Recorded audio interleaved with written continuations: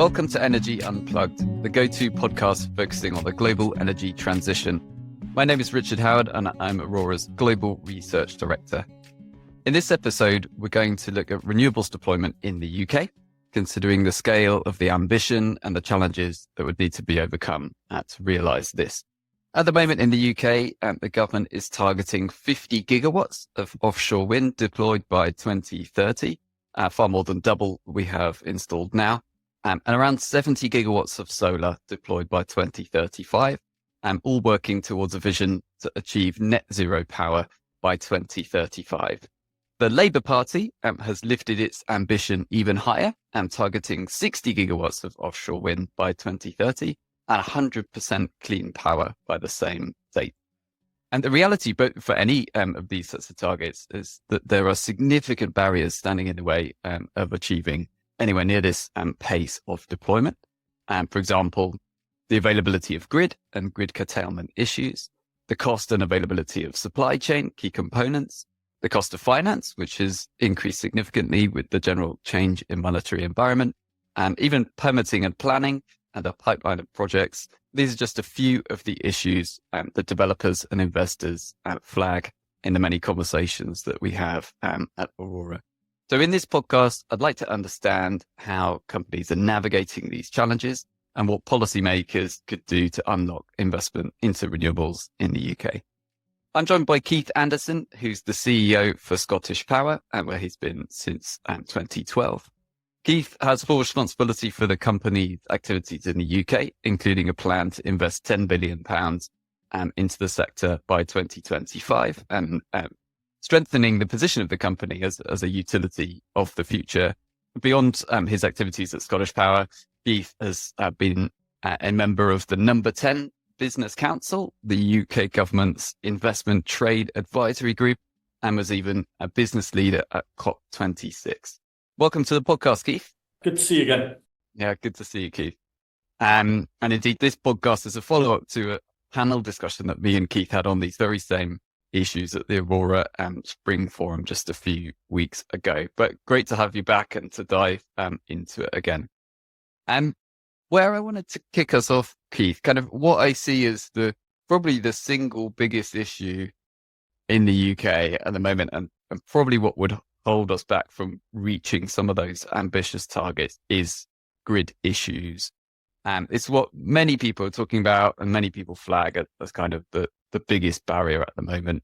And you as a company at ScottishPower have got, I don't know, skin in the game in this in actually different dimensions as the grid operator and also as the renewables developer and generator. So maybe first, I mean, I'd be interested in your take generally on the grid issues, but maybe if we start sort of from your perspective as a grid operator, like, what do you see as the barriers to the delivery of grid upgrading of our grid system in the UK?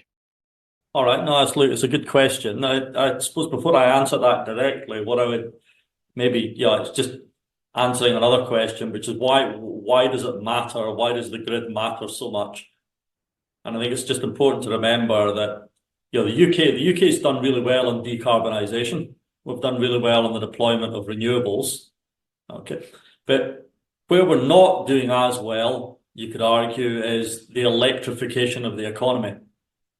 Okay, and what we need, we're building wind farms, which is good. We're replacing old coal plant, which is good. But what we're not being good at is electrifying the rest of the economy. So progress on electrifying transport, electrifying heat, electrifying industrial process has been slower. Okay, why? And that's what comes back to the grid. And I think part of the reason we're now hearing everybody talk about the grid and everybody look at the challenges of the grid is because the other important thing about electrification is it's a massive driver of economic value and the future economy for the UK. And at the same time, what you've been seeing is organisations looking at investing in the UK, whether it's data centres, gigafactories, etc., kind of queuing up the door of the government going, I would love to come and invest, but somebody's told me I can't get a grid connection for 10 years. Okay, so it's got everybody focused on it. The Chancellor has become phenomenally engaged in the conversation, as has the Prime Minister, as well as the whole of the industry.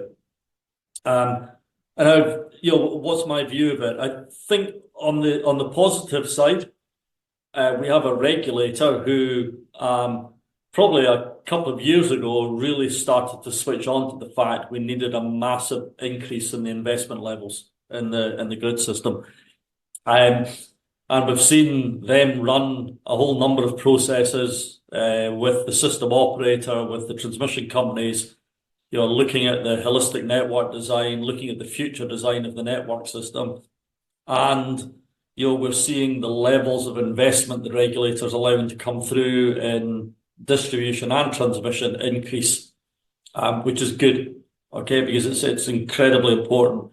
You've now seen the plans being issued for, the 50 to 60 billion pound wave of investment that's needed in transmission over the coming years to deliver a grid system that will allow us to do what we need to do by 2040 and then out to the future. So those are the good positive things. People are switched on to it. Where the challenge remains is speed. Okay?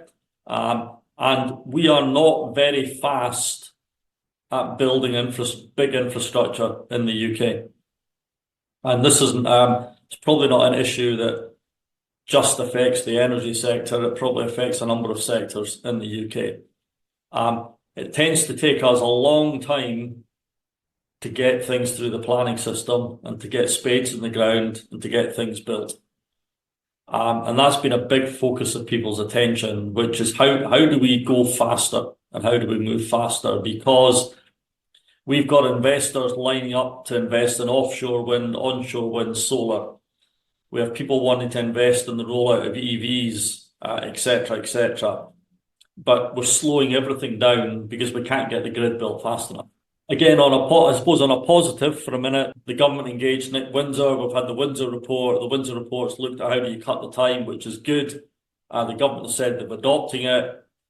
The conundrum we have right now is we're probably in the run-up to a general election over the coming months. This is a topic that is in danger of being put to one side while we run an election, and then we'll form a new government, whether it's the same colour or a different colour than the existing one, and then they'll pick it up again. But that just delays the process even further. We really, really need to inject speed and pace to get the grid built. Yeah. I mean, it seems like, if I can characterize, in the 2010s, we were ramping up the deployment of renewables pretty fast. Lots of offshore wind sites being added, lots of solar being added. At that stage, the regulator, I don't know, it was a period in which network companies were actually making fairly healthy returns. But towards the end of that period and coming into the next sort of regulatory price control, I got the sense that the regulator was sort of tried to clamp down a little bit on the network companies and sort of squeeze margins and squeeze returns at precisely the time when in hindsight, hindsight's a wonderful thing. But in hindsight, that's actually when we probably needed to have been doubling down and spending even more investing in grids, because we're now putting even more renewable projects onto the system even faster. And it's taken almost, I don't know, a crises to emerge. We're spending more than £2 billion a year turning off renewables that are built because they haven't got enough grid. We've got grid connection queues in the hundreds of gigawatts of projects wanting to get onto the system. I think the truth is the whole, not just in our sector, but probably the whole of the UK was going through a phase of looking at regulated, monopolies and across a number of sectors and going, right, look, we need to make sure we're driving value for money. We don't, we need to clamp down on costs, etc., etc. Without a real eye to the future as to, God Almighty, we're going to need to completely redesign the whole of the network and shift it rapidly. Yeah, with hindsight, if we'd started 10 years ago, we'd be in a better place, but we didn't. So we are what we are now. The challenge now then is, okay, how aggressive and ambitious are you willing to be in rolling out the grid and doing all of that? Now, there are great plans out there. There are maps out there with lots of lines drawn on them on what we need to do and why we need to do it. but what you still don't have are spades in the ground. Yeah. And the other reason for the criticality of this now is we are not the only country trying to do this. So you see lots of other European countries out looking at massive wave of investment in their grid, looking at buying up supply chain, looking at securing cable contracts, transformers. This is a huge, big surge in global demand. So, on the one hand, in parts of the supply chain, you see prices being driven by the cost of commodities, etc. Right now, the biggest challenge on securing equipment for transmission and distribution is just physical availability of capacity. Yeah. And so we really need to again push hard on that and look at as well, how do we bring more capacity into that supply chain? Yeah. And the preference being have some of that capacity located in the UK, but it becomes incredibly important. And then there's and I'm sure you want to talk about this as well. There's the other side of the conundrum, which is how do you best use the capacity you have, i.e. the grid queue? So who do you allow into the grid? What timeline do you allow them in? And in what order do you allow them in? And that has also become a massive topic. And a huge big debate in the conversation, because there are more projects in the queue than we need. Are they the correct projects? No. Are they in the right place? All of them? No. Are they in the correct order? No. Yeah. But again, it's difficult to sort that quickly, but we need to have a huge focus on it to reorder that queue, clear some stuff out of the queue, and reprioritize what's in the queue. I mean, it is interesting on the one hand, as a country, we've been bold enough to set ourselves a huge, big, ambitious offshore wind target. I've yet to see anybody set as an onshore wind target. I've not seen anybody set as a solar target, and I've not seen anybody set as a battery target and a storage target. Why is that? And I don't know the answer. I don't know why we haven't got that. There's definitely no grid target, is there? Which is exactly the thing we need to complement the rest. I'm not advocating going back to central planning and the Central Electricity Board. But if you look at it from the point of view, if you want to start having a conversation about changing the queue and you want to have a conversation up about speeding the grid, surely you kind of have to have an idea as to what do you want on the grid. Yeah.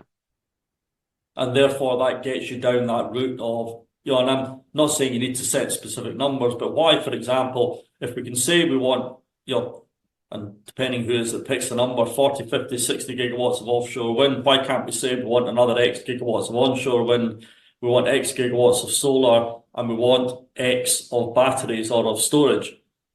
And why can't you move to a system where you could then, whether this is done through the ESO or through the government, who knows, but you then basically say, so, okay, not dissimilar to the way, an extension of what you do with the CFD auction. So when we run CFD auctions, we're in effect saying, here's how many offshore wind farms we want in this next X period, onshore solar.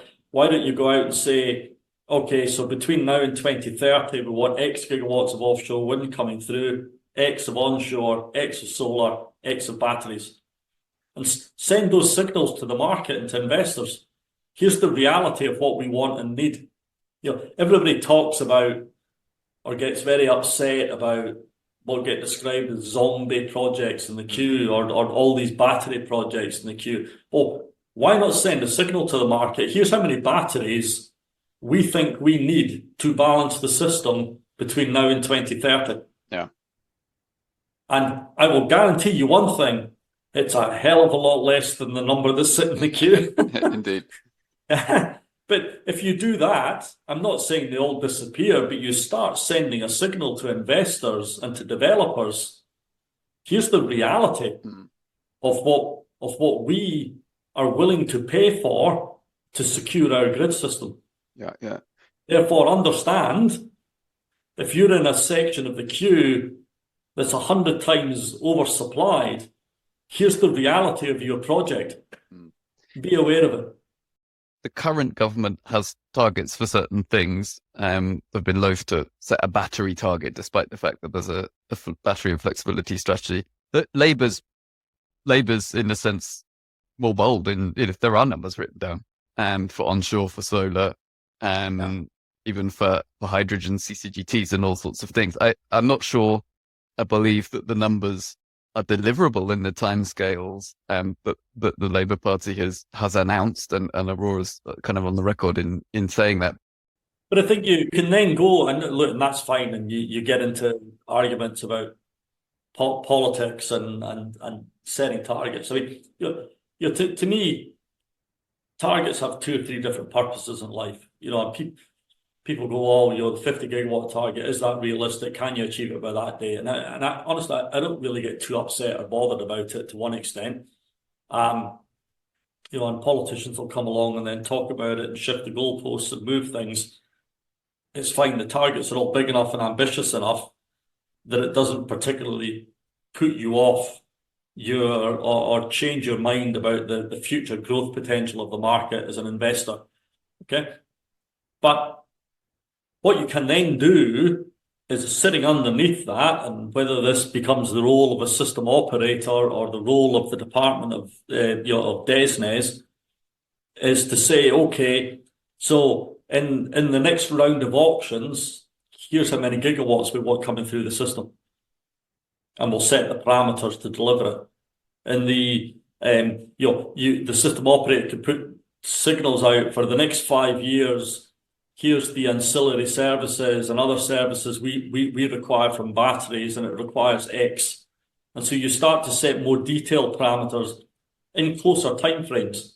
You don't need to adjust your high-level political 50, 60 gigawatt number, but in the near term of, okay, over the next 5 years, we want X. Over the period to 2030, we want Y.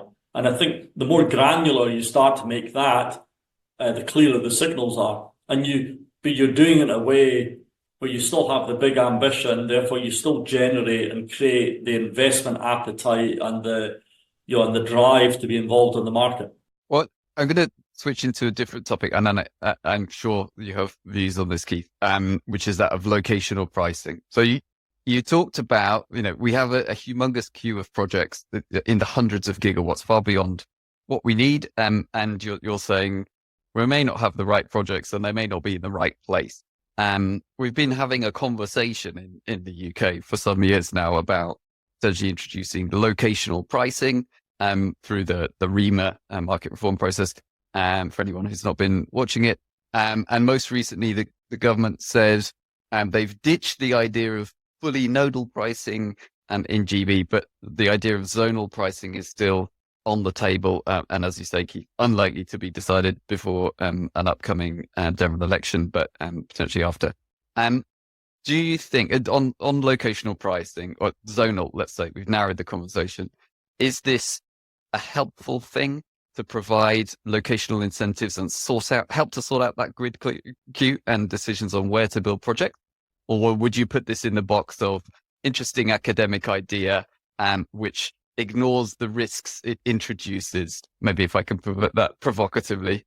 You're clearly trying to get me to say what I said at a forum very, very recently in your company, where I insulted lots of economists in a room.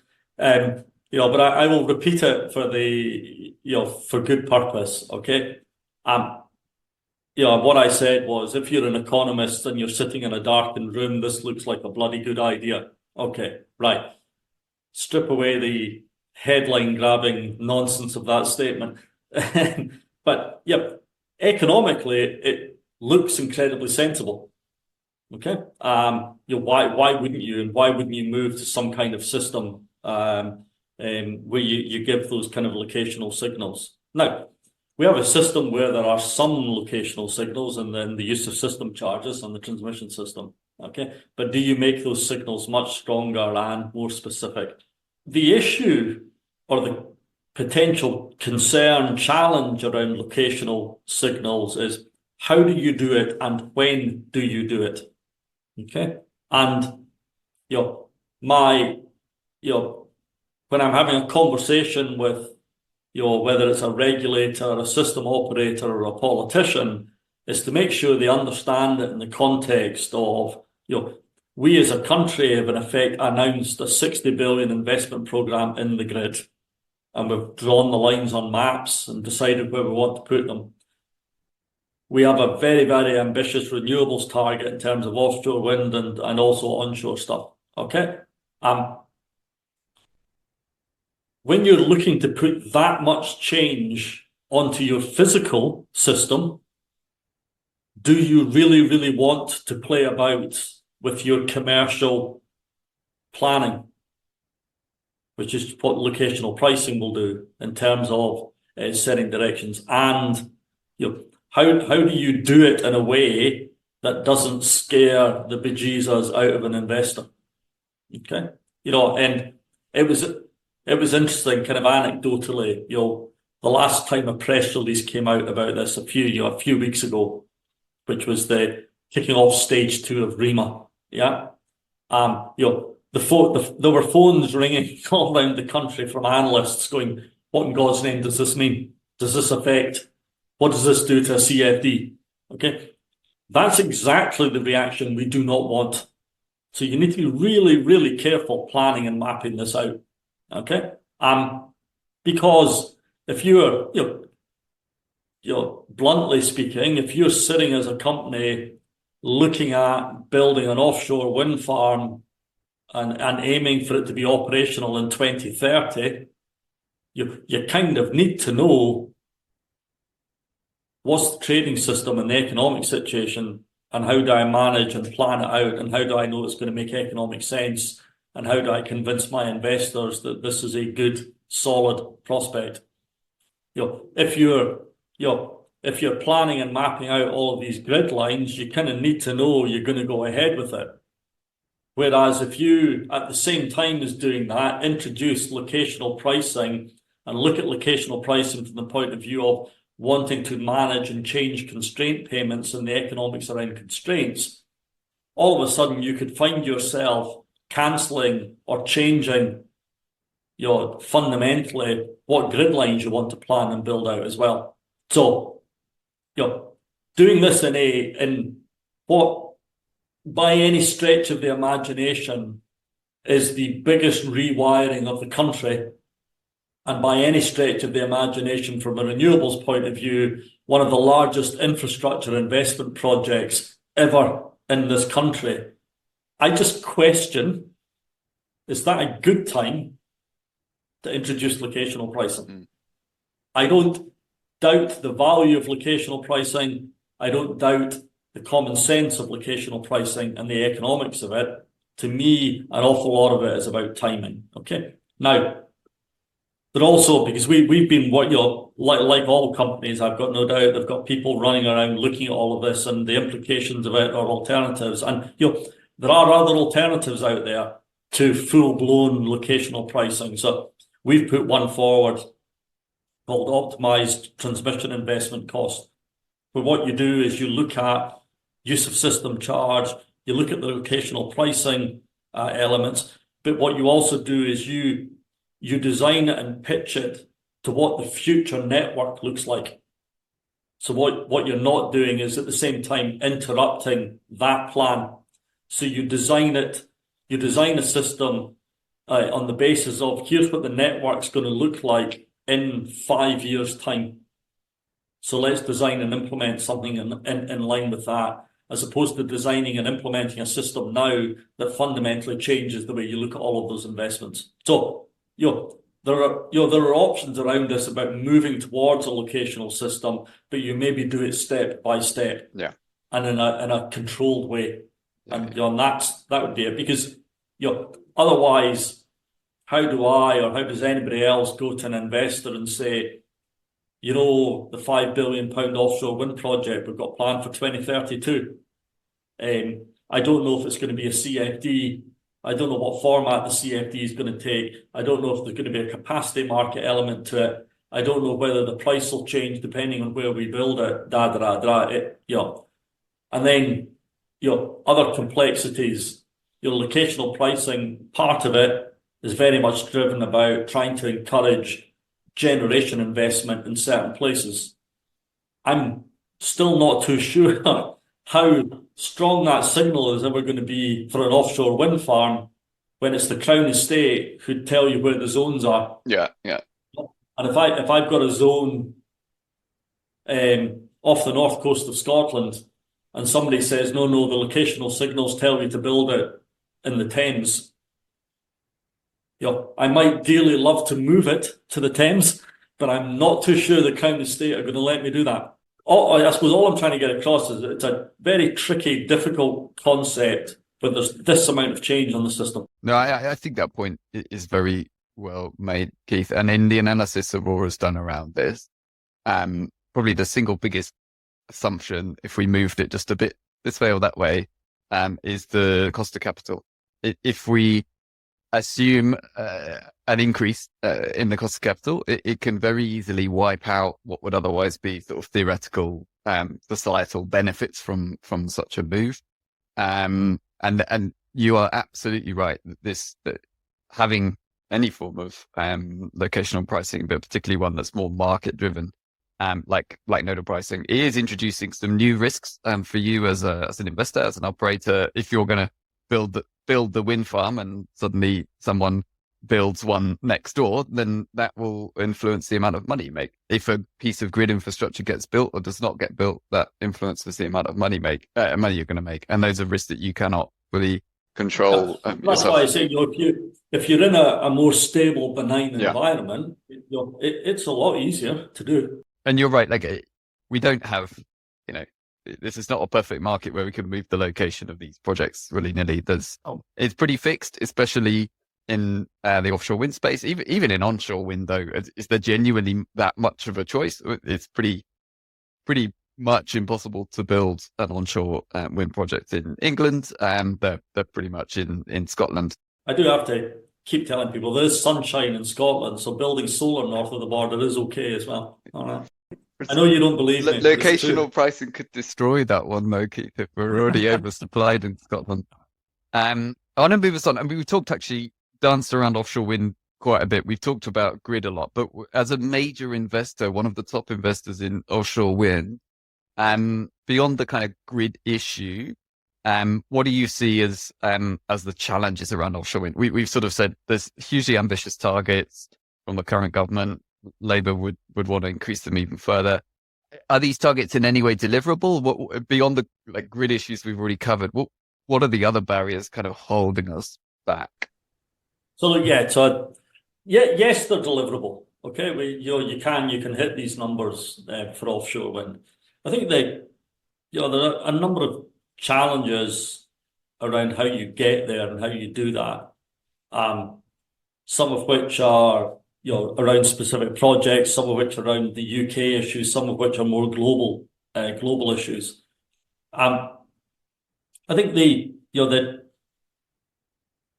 part of the short-term challenge, I think, is, and you could say this is as much the industry's fault as anybody else's, which is I think we got to a point in the UK of convincing everyone, from politicians to regulators to investors to the supply chain, these projects were really, really easy and simple to build and to operate.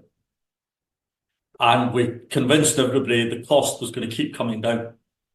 Okay, now I'm not suggesting for a minute anybody ever said the cost will always come down, but that's the kind of mentality that got created around offshore wind.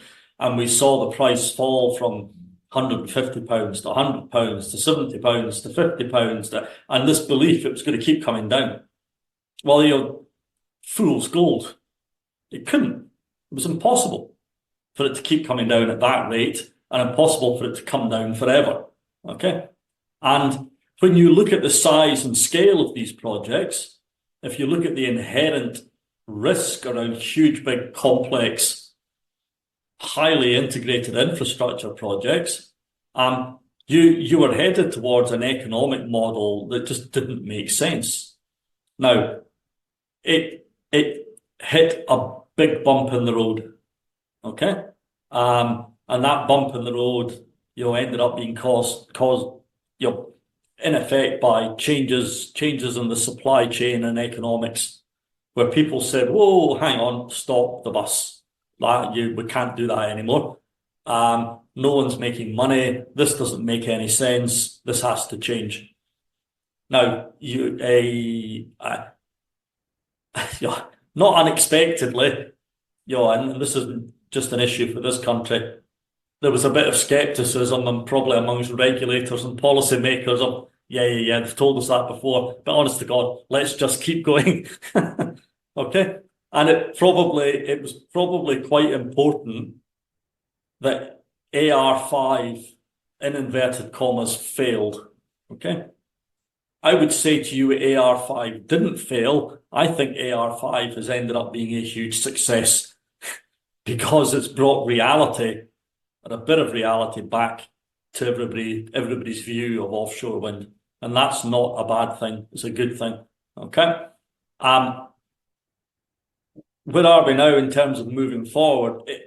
It's about, a lot of it now, again, comes back to ambition and plan and strategy around where do you want to go. At one level, the headline numbers for the next auction in the UK AR6 look quite good. When you scrape behind the numbers, they are more questionable in terms of what will it deliver. Okay, and this comes back to, again, what we talked about earlier, where you've got huge, big, high headline ambitious numbers, but when you start to look down at the closer term granular numbers, do they add up to that ambition? Do they add up to what developers and investors need and want? Do they add up to what the supply chain wants? And I think there's a question mark. Okay. Not for a minute suggesting AR6 won't work. It will work. There will be lots of bids. Projects will get built on the back of it. But I sense, and this is again just a UK conundrum, I sense amongst policymakers in lots of countries, there's okay, but let's not open the floodgates because the price will come back down. Okay, I still think there's a belief this will get cheaper and cheaper and cheaper out there, and people are, there's a lot of nervousness in countries about, oh my God, will we be seen to massively overpay for the next wave of offshore wind? I think that is highly doubtful. As long as you structure these auctions and structure the system in a way that there is, in inverted commas, one loser, you will keep competition, you'll keep competitive pressure, that will keep economic reality into people's bidding and the way people behave. But I think that nervousness still exists between the policymakers and the industry about, where's the true equilibrium, where's the real point, where's the real cost. Yeah. It's what we're seeing short term. Okay. The truth is, what we're seeing right now in the market is, at one level, you can look at some statistics and say theoretically the price should be coming back down a bit more because the cost of commodities has come down. But what you're seeing pushing against that are some big supply chain companies who have been losing significant sums of money, saying, hang on a minute, I'm not a charity, I need to make money, so the price is staying high. Okay? And you're seeing demand very, very strong still. Worldwide demand for, be it turbines, cables, transformers, is still incredibly high. So you're seeing that keep pricing pressure in there as well. And I suppose my challenge to any government policymaker anywhere in the world, if they look at the next 2, 3, 4 years, I'm not sure prices are coming down. Okay. I think there's very little risk for you in being seen to overpay. Therefore, if you've got good value projects that can be built now, why in God's name wouldn't you do that? Yeah. And if you're running processes, be it auctions, be it PPAs, be it whatever mechanism you have, where you are falsely capping the amount of stuff that will come through the process, I'm not too sure that's the best outcome right now. Yeah. And I think there's a risk that you live to regret it because you fall behind the realism of hitting the big targets. Yeah, and one factor to add, one factor that's so part of the reason why costs came down so much from the early 2010s until sort of 2020 or around then was cost of capital. It went to a like historically extremely low level and has now bounced back up to what is a much more in inverted commas normal level. People keep on asking, "Oh, when will it go back down to where it was?" It's unlikely to, because that's the historical anomaly. It's not where we are now; it's where we were a few years ago. Yeah, exactly. So I think you're absolutely right, Keith, that we're unlikely to get back to what we did see in allocation rounds 4 and 5 in GB, which was, we're talking prices in the region of £40 a megawatt hour in 2012 money. Let's say that's £50 a megawatt hour roughly now. That's very low for offshore wind, and we're now talking about much higher numbers. And I do want to dig into one issue which I always feel gets limited airtime. So we talked about grid, we've talked about supply chain. There's one, we talked about planning and permitting. There's one bit of supply chain which I feel gets sort of not much focus, which is actually the human capital, the skills part of this. Are we doing enough to ensure we've got enough fitters, like technical people, doing the actual construction of these projects, whether it's the electrical side, the turbine installation itself, working on the vessels? There's so many super complex and technical jobs to do. And yet in the UK, we get a lot of people through university education, but we are actually really bad at training people in more technical and vocational skills. As you say, it's not talked about as much as a whole lot of the other issues we've discussed, in the energy sector. But you're right. I actually think it's the biggest challenge we have as a country and as a sector. We don't have enough people, and if I use a kind of again sort of anecdotal, oblique real life example, I'm sat in Glasgow, our company headquarters in Glasgow. We're looking to recruit another 500-600 engineers. We have a counterpart offshore transmission distribution business who are also looking to recruit 500 or 600 engineers. The energy system operator has just opened a new office in Glasgow, looking to recruit 400 engineers. Right. To my knowledge, there are not 1,500 unemployed engineers kicking about Glasgow. Yeah. So where do they all come from? Now, you as a sector, whether you're in the renewable sector or the network sector, you can probably survive for a couple of years running around stealing staff from each other. But at some point in time, we need to find more of them. Okay. And as a sector and probably as a country, I would say we're not very good at organizing that and developing that. Okay.